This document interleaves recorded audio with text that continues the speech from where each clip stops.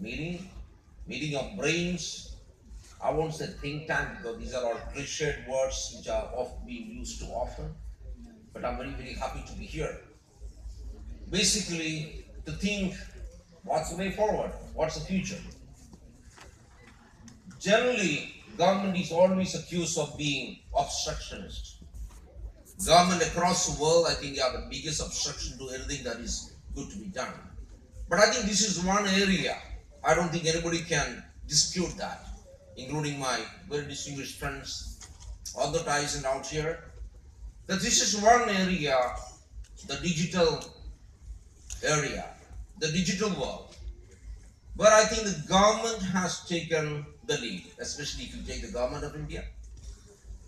I think the biggest digital revolution in the history of the world is taking place in India over the past 3.5 years, 4 years. And the objective of the digital revolution is not only to bring prosperity to a few people. The Prime Minister has made it very clear that the digital revolution, the fruits of that revolution must reach the last man out there.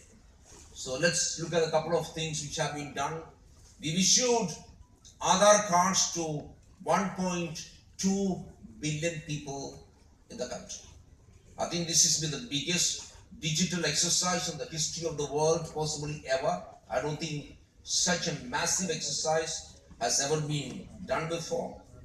And of course, to link this digital identity, to help people to live their lives more meaningfully, so that the people out there in the villages, the common man, the citizen, he gets a benefit of digital technology. We linked whatever benefits, direct benefits which government was giving in terms of subsidy. Now we are routing it through the Aadhaar route linkages.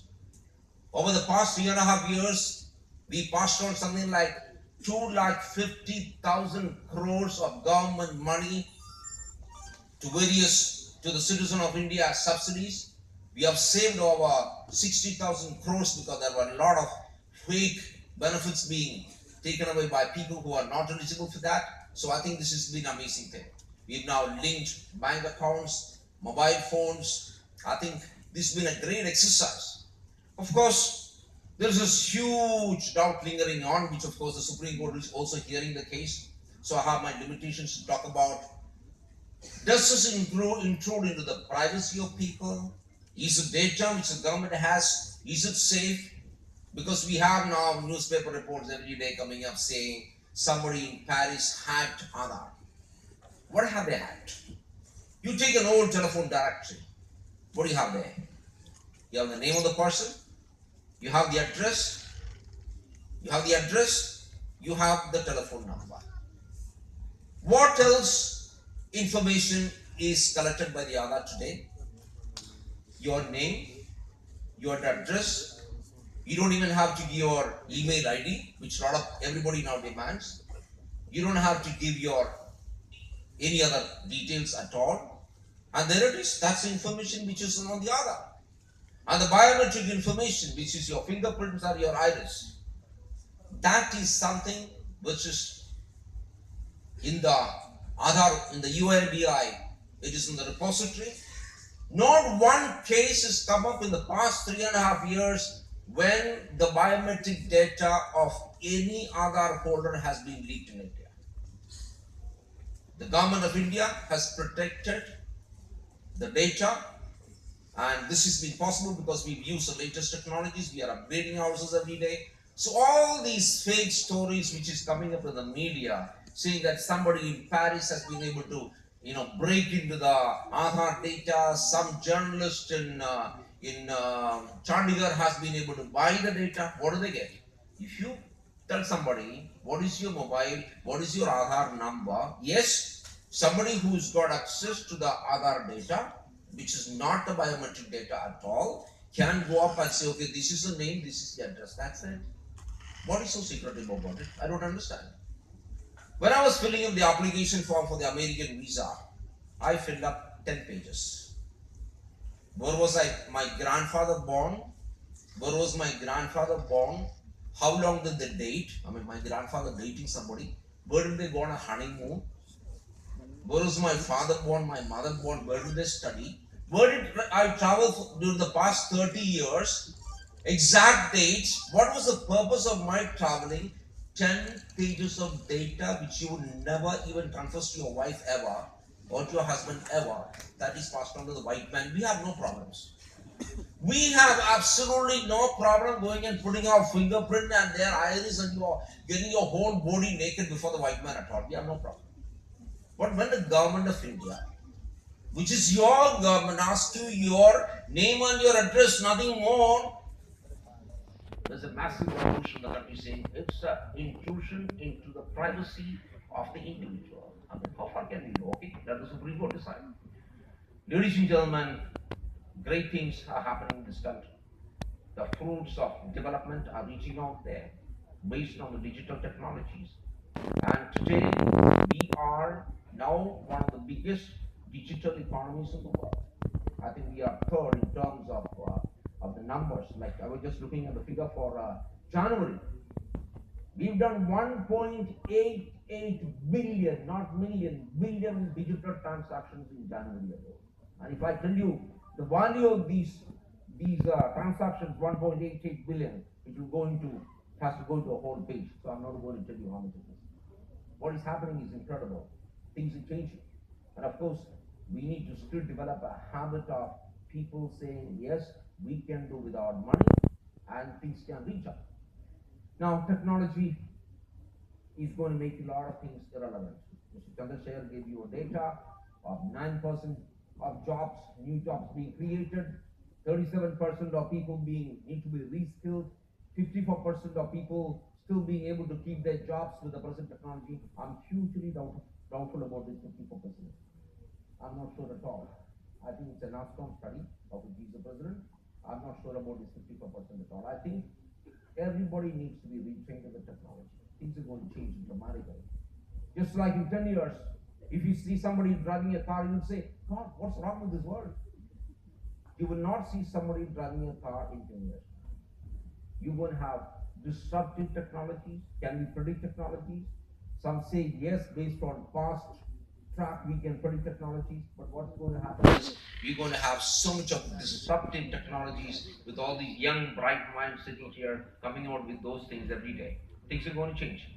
Eventually, I believe you're going to live in a world where we don't need to read things at all. We don't need to study things at all. We just have a chip planted in our brain here, out here.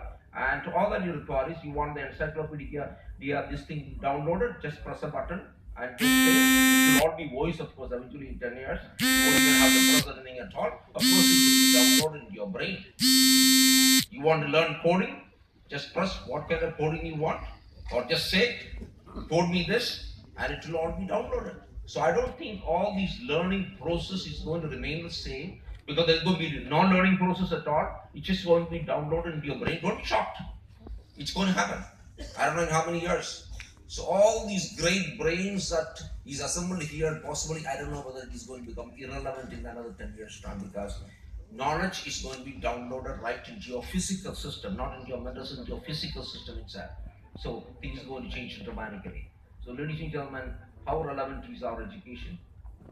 Is it relevant? Number one, all this digital economy and world is all fine, but what about dreams? What about creativity? Where is this leading to? Today, the other day, I was at a restaurant.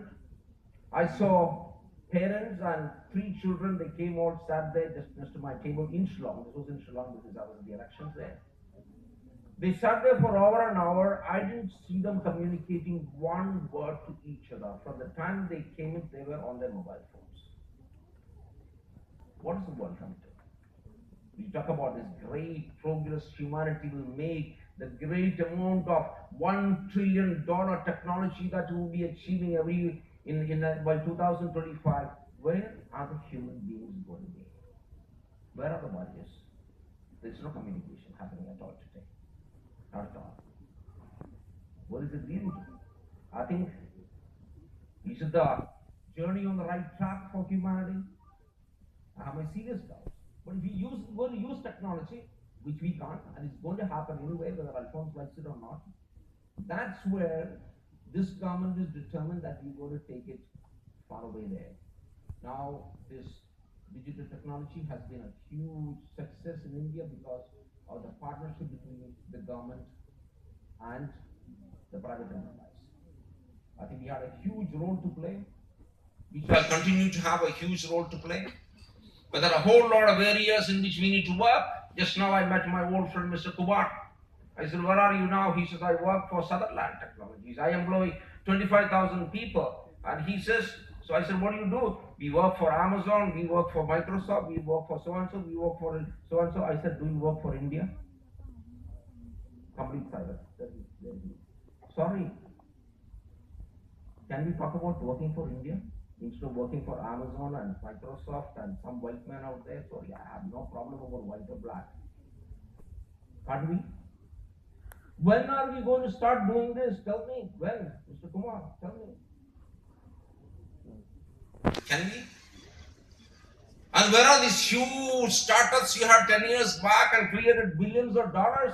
Today, who owns Ola? Who owns anything in this country? From Airbnb is not ours. But every startup which was flourishing, which we said is going to be a huge success.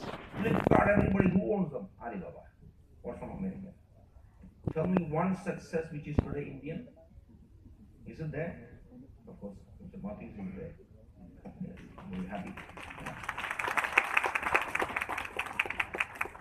We got to change dramatically. I was looking at the mix. What is the mix of IT products from Kerala? What is the percentage of products in the IT revenue turnover? How much is it? Possibly except for one man and a few people sitting here. Where is it? Happy working for Microsoft and Uber. Sorry, we got to change dramatically. We got to start working for India. One great advantage. Inspire all our engineering colleges being what they are. And mind you, I'm mostly responsible for starting them when I was Principal Secretary Higher Education in 2001, because I was responsible for starting all these self-financed professional colleges in Kerala. So you can put the blame on me. What are we teaching in these colleges? Are we teaching them to be creative? If they are not being taught to be creative, I think we are misled completely. And as it is, are our engineering graduates fit for knowledge today? The answer is clearly no. And with tomorrow's disruptive technology, which are just not being taught in our colleges, no, there are no teachers who know it, who will teach. Where are we heading to? We need to completely, dramatically change the way education is. Possibly these brick and mortar colleges don't need to exist in another 10 years because everything is going to be out on the net. And as I said, after 10 years, possibly just an implant out there. So things are going to change. Anyway, I'm very, very happy. This love of mine, in spite of being a Minister for Information Technology, Government of India, I'm so happy that this land of Kerala has amazing minds, brilliant minds, even today. We have Keralites are inherently people who are capable of thinking different. Even if a chief minister or a leader of the opposition or a minister says this isn't truth, there'll be 100 hands raised up there saying, sorry, I think different. So we have this DNA in the Kerala brain which allows us to think different. And that is smartness. I think Keralites are incredibly smart people. And I think we will have a big role to play in eventually placing India in what's there. When I was appointed as Minister for Tourism and also for Information Technology and Electronics, I was wondering what's the connection. I think there's a massive, huge connect, I realized. Today I was reading in the Times of India, the future is going to be driven by tourism. And a lot of that is going to be driven by technology. You know, one of the promotions which we put out on yoga, after I became minister, we made this 60-second. I don't know how many of you seen it. Has any of you seen it? It's called, yeah, thank you. It's called the yogi of the racetrack. So far, everybody thought yoga was for people who are, you know, on their last leg, at least 40 plus. The model in this yoga ad, he's a young guy, he's a motorcycle racer, and he says, if I need to succeed, I need to be in yoga. And what's the philosophy? I said, I need to distill into this one 60-second dance the entire civilization of 5,000 civilization of India. And what is the message? Message is very simple. This guy is in search of the answer to the question, who am I? And then he discovers, you and I, we are same. I and everybody else in this universe is same. Me and the rest of the universe is same. And therefore, sorry, I can't be happy if I can't make the rest of the world happier. Unless I coexist with nature and environment and people, I can't succeed. We put this whole thing into a 60-second ad. And you know how many views we had, not hits, views we had in 10 days? Make a guess, Mr. Matthews? Make a guess. 22 million views. 22 million views. Go and search. Now, this is called taking the digital path towards reaching the government and your cause. And mind you, we didn't spend 1 rupee on putting it as an advertisement. We just put it on the social media and we got 22 million views. Well, we hope to reach eventually 100 million views. We hopefully will beat that young girl from Tichur. What is her name? Yes, yeah. Yes, the Wink. Yeah, the Wink girl, yes. No, it's a great Wink. It's fantastic. But have a heart. Can we have little more views than a Wink, possibly? So this is reinventing the government. This is reinventing the government, using technology to reach out people for the good cause. You know, for that 60-second ad promotional, I spent 10 hours.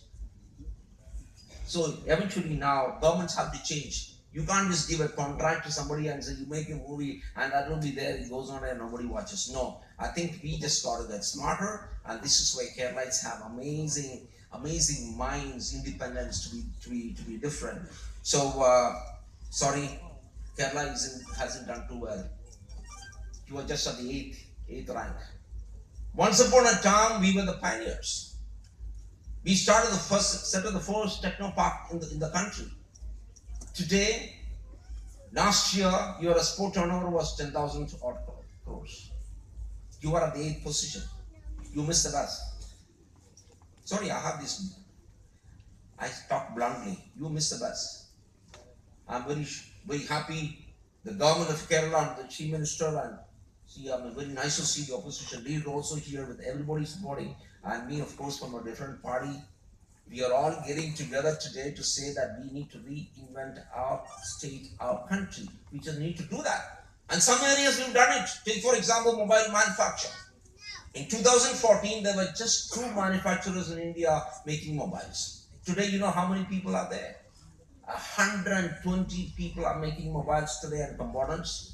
From a turnover of 18,900 in 2014, you know what is the turnover today in mobile manufacturing?